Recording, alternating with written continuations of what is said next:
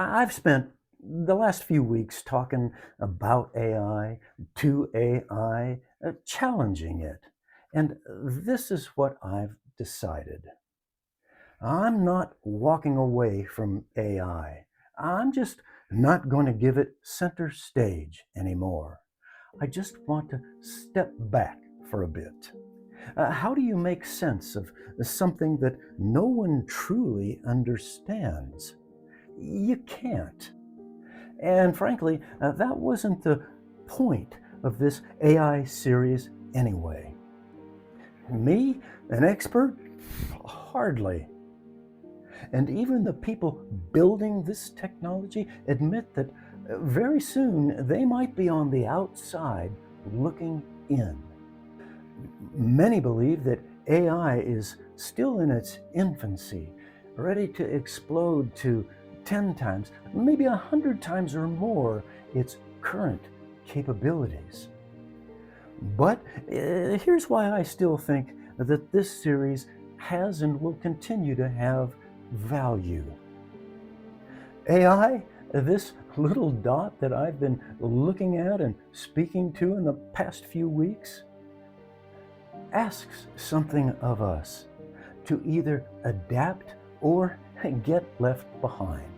And I've chosen to adapt, but on my own terms. In my 75 years, I've had plenty of moments where life asked me to find a new path, maybe think in a different way, maybe find new ways of being. And I see AI as just another one of those moments. To begin with, I was AI curious. I was hopeful, maybe a little uneasy, but I wasn't willing to ignore it. I wanted to understand where it might take us, where it might take me. I also wanted to know if AI could offer something meaningful, something deeper, or if it was just a high-speed library of polished ideas and endless information. I decided it was a little bit of both, or a lot of both. But more than anything, I wanted to find out where the machine ends and the person begins. And this is what I found out.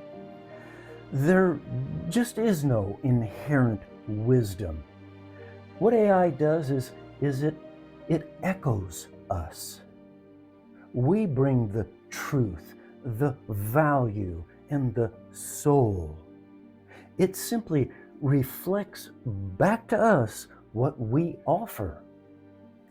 And that can get where it gets kind of tricky. It seems so real.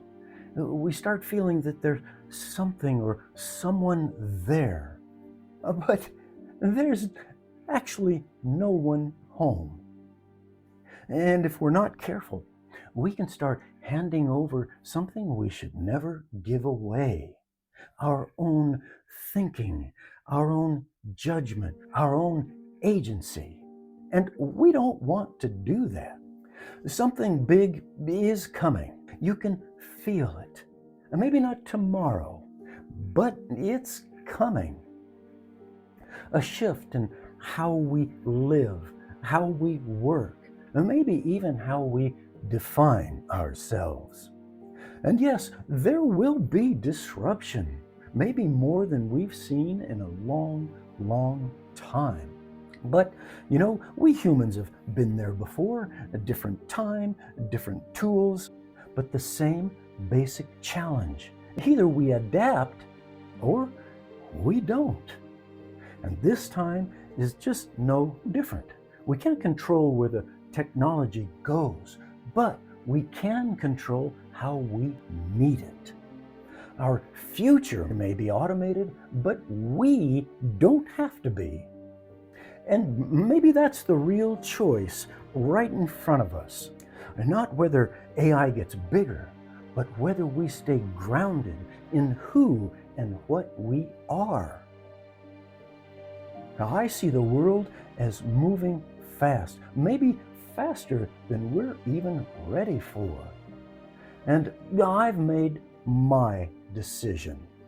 I'm going to stay human in the middle of it all. I won't ignore this technology, but I'm not going to bow to it either. Fear? Well, it's still there, but fear isn't my enemy. It's my inspiration to stay aware, stay engaged, and stay awake. And that's what's leading me to my optimism. I'm ready to adapt, to bend, to swerve, to reassess, to refuse to break under the weight. And after all of this, I still believe that there's nothing like real human conversation like this and real sunrises. Thanks for sharing this little detour with me. It's been interesting. It's been eye-opening. But I'm ready to get back to what really matters. Us. I'm Mel. Talk to me in the comments. I'll be there too. Let's get back to real life. Thank you.